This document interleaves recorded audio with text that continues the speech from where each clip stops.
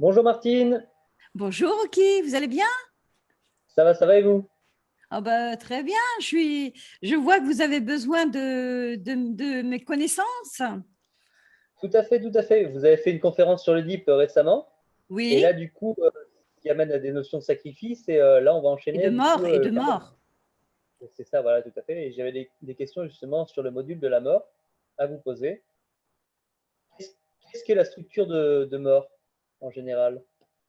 Alors, bah, tout va dépendre de la personne. Et d'ailleurs, quand je prends quelqu'un en module pour faire le travail sur la mort ou les morts, eh bien, je pose souvent la question, qu'est-ce que vous pensez de la mort?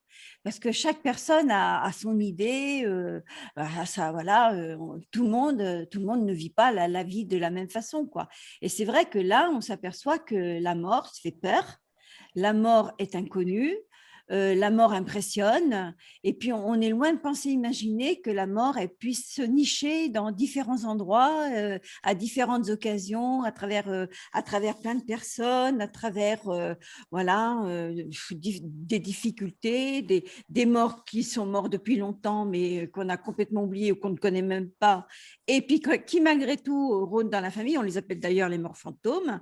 Et puis après, bon, après, voilà, il y a vraiment plein de morts, plein de morts, plein de morts, plein de morts, plein de raisons de s'intéresser à la mort. Alors, c'est vrai que dans le DIP, comme vous disiez, Rocky, dans le DIP, on aborde déjà le processus de mort parce que on sait que l'enfant, jusqu'à l'âge de 3 ans, l'enfant n'a pas la conscience de la mort. Mais vers l'âge de 30 mois, parce que 3 ans, 30 mois, c'est à peu près, puis ça dépend de l'enfant et des parents et de son environnement, l'enfant, vers l'âge de 3 ans, au moment où il découvre son identité sexuée, qu'il définit en tant qu'individu, hein, petit garçon ou petite fille, hop, ben il vit l'expérience de la mort. Alors qu'avant, ça lui passait carrément au-dessus de la tête, quoi.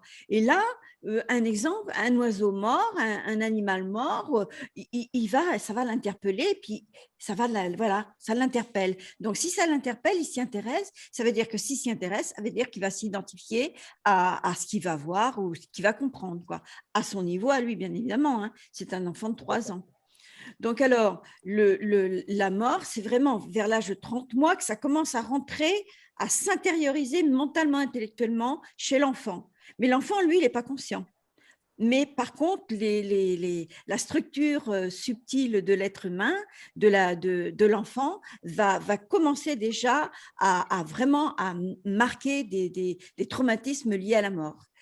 Et puis après, bah après évidemment, bah, l'enfant il veut pas mourir, il veut pas mourir. Alors imaginez un peu quand il y a réellement des morts qui se produisent dans la famille, au sein de ses parents, même vis-à-vis des parents eux-mêmes, si ça, le père ou la mère viennent à décéder, ou un enfant dans la fratrie, et même encore, si cet enfant est né tout de suite après ou peu de temps après, ou après un avortement, une fausse couche, moi, je peux vous garantir que l'enfant, il va en avoir la mémoire. Pourquoi?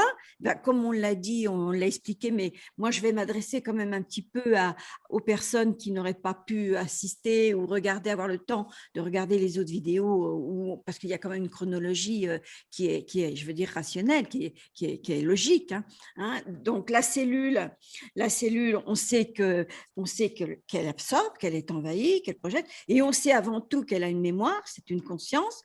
Donc, l'enfant, quand il se construit dans le ventre de maman, ben, il est fait que de cellules, que d'eau, pratiquement que d'eau. Donc, l'enfant, ben, il va forcément programmer, ressentir quelque chose qui appartient à la mère, mais c'est pas mental et intellectuel. Donc, c'est pour ça que la mort, c'est vraiment un processus qui peut passer de génération en génération. Ça s'inscrit dans la mémoire cellulaire.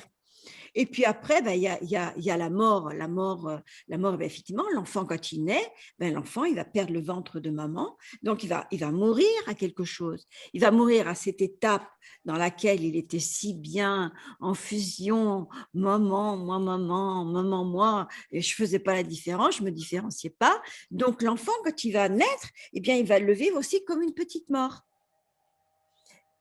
Et en ayant tous les bagages que la mère n'a pas réglés avec sa mort, ses morts, les morts, et puis de la généalogie d'avant. Et puis imaginez un peu quand même, c'est quand même bizarrement fait la vie. Hein. Eh bien, le père, lui-même a une mère et un père et a une famille, une généalogie.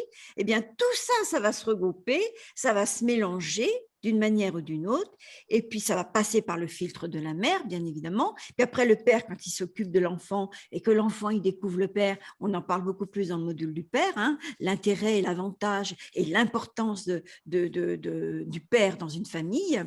Eh bien, l'enfant, lui, il va capter tout ça, il va programmer plein d'informations, et donc il va mettre de plus en plus la mort dans sa vie. Et on ne peut pas y échapper. C'est pour tout le monde pareil. C'est-à-dire que c'est structural dans le sens que ça fait partie de notre évolution. Donc, il y a la mort, il y a les morts, d'où l'importance de voir, puisque la cellule absorbe, est envahie, elle projette, d'où l'importance de voir quelle mort on a absorbé au départ, ou le mort, ou la structure de mort, ou une structure qui n'est pas forcément visible ou audible et qui n'est pas forcément verbalisée dans une famille, mais qui est programmée. Et c'est là où c'est vraiment intéressant, c'est que quand on s'adresse à la cellule, elle sait.